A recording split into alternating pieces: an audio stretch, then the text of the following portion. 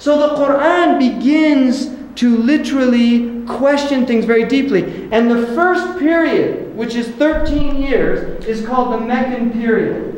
Now during the Meccan period, the dominant themes within the Quran are primarily what in Arabic is called Tawheed.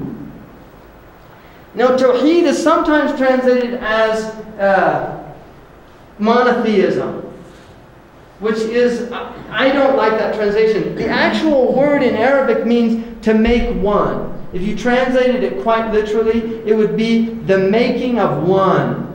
But the word means, from a Quranic perspective, is worshipping Allah or God with absolutely no association in that worship. Nothing is associated in that worship with God.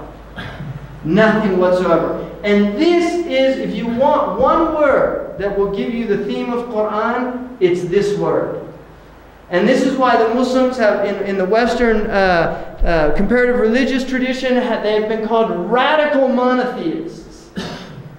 More so than the Jewish tradition and more so than the Christian tradition. The Muslims are considered radical monotheists. One, there is absolutely no anthropomorphism in Islam. There is no association of God with creation.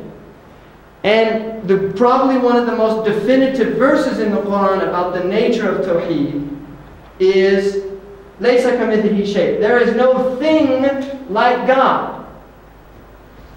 The early community said, whatever occurs to your intellect, God is other than that.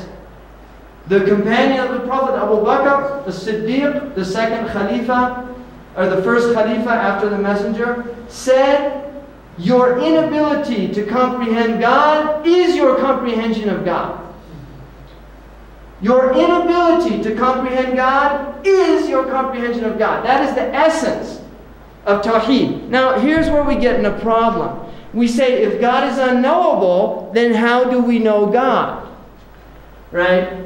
Now, it's interesting because within the Christian tradition, the first person to really deal with this issue, I mean, there's probably Tertullian, you might have some inklings of it, but the first person really to deal with this issue is probably Kierkegaard, who's a very interesting philosopher.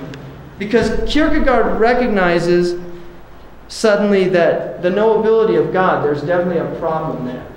Now, the way the Christians have tended to deal with that is through Christ. Christ becomes the object of God's knowability. That God becomes man so that man can understand God. Right? I mean, this is an element within Christian theology. For the Muslim, the knowability of God is through the creation itself.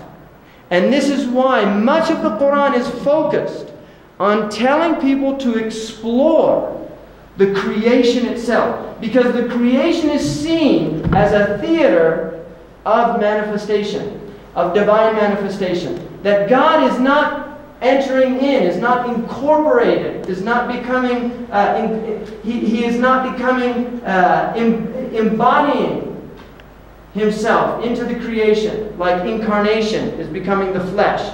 And likewise, what Montgomery Watt would like to suggest is that somehow God has imbibliated himself. Nice, fancy PhD word. That God became book, right? Which is not true. The Muslims do not look at that, even though they do believe that the Quran is an attribute of God. That this Quran that we have here, we do not say that this is God's, God on earth or something like that. No. Although we do believe that the Quran is the speech of God, and we believe it's the uncreated speech of God, in the eternal meanings that move into the vehicle of language, the intentions of God. That is the speech of God.